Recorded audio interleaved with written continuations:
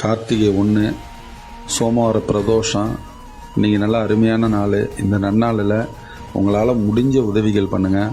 நீண்ட நாளாக ஒரு காட்டுக்குள்ளே இருந்த சிவலிங்கங்க, அந்த சிவலிங்கத்தை எடுத்துகிட்டு வந்து அதை ஷெட்டு போட்டு அதுக்கு தேவையான பீடங்கள்லாம் அமைச்சு சுவாமிக்கு ஆவுடையார் பிரம்மபாகம் உடஞ்சிருந்துச்சு. ஒரு சில நல்ல உள்ளங்களின் உதவியோட அந்த ஆவுடையார் பிரம்மபாகம், நந்திய பெருமான் பலிபீடம் சிலைகள்லாம் புதுசாக நம்ம செஞ்சு இன்றைக்கி தான் அந்த பீடங்களில் சுவாமியை தூக்கி வச்சு எந்திர ஸ்தாபனம் பண்ணியிருக்கோம். இன்னும் ஒரு 10 நாளுக்குள்ளே இதுக்கு பிரதிஷ்டை விழா மிகப்பெரிய அளவில் பண்ணணும்னு ஆசைப்பட்றோம். இந்த பகுதிகளில் இது வரைக்கும் சிவன் கோயில் கிடையாதுங்க. சிவன் கோயில் போகணுன்னா கங்கை கொண்ட சோழபுரம் போகணும். அதனால் முதல் முறையாக இங்கே ஒரு சிவாலயம் அமைதுங்கிறதுனால நிறைய மக்களுக்கு தெரியப்படுத்தணும். நிறைய பேர் வந்து இந்த சுவாமியை கும்பிடணும்.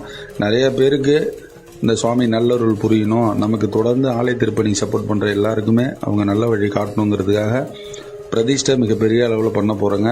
இன்றைக்கி நிறைய பேருக்கு அன்னதானம் போடணும். அதனால் இந்த வீடியோ பார்க்குற நீங்கள் உங்களால் முடிஞ்ச உதவிகள் பண்ணுங்கள். இதே போல் இன்னும் நிறைய ஆலயங்கள் வந்து காட்டுக்குள்ளே வெயிலில் மழையில் நிறைய இருக்குது. நம்ம தொடர்ந்து திருப்பணிகள் பண்ணிகிட்டு இருக்கோம். தங்களால் இயன்ற உதவி பண்ணுங்கள். இந்த ஆலயம் எங்கே இருக்குதுன்னு பார்த்தீங்கன்னா அரியலூர் மாவட்டம் கங்கை கொண்ட சோழபுரத்துலேருந்து ஒரு 9 கிலோமீட்டர் தொலைவில் இருக்கிற வெத்தியார் வெட்டுங்கிற கிராமத்தில் இருக்குங்க. இந்த திருப்பணிக்கும் இந்த கும்பாபிஷேகத்துக்கு பிரதிஷ்டைக்கும் உங்களால் முடிஞ்ச உதவிகள் பண்ணுங்கள். நன்றி, வணக்கம். சிவாய நம. திருச்சிற்றம்பலம். கார்த்திகை 1 சோமவார பிரதோஷம்.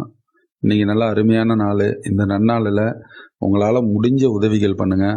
நீண்ட நாளாக ஒரு காட்டுக்குள்ளே இருந்த சிவலிங்கங்க, அந்த சிவலிங்கத்தை எடுத்துகிட்டு வந்து அதை ஷெட்டு போட்டு அதுக்கு தேவையான பீடங்கள்லாம் அமைச்சு சுவாமிக்கு ஆவுடையார் பிரம்மபாகம் உடஞ்சிருந்துச்சு.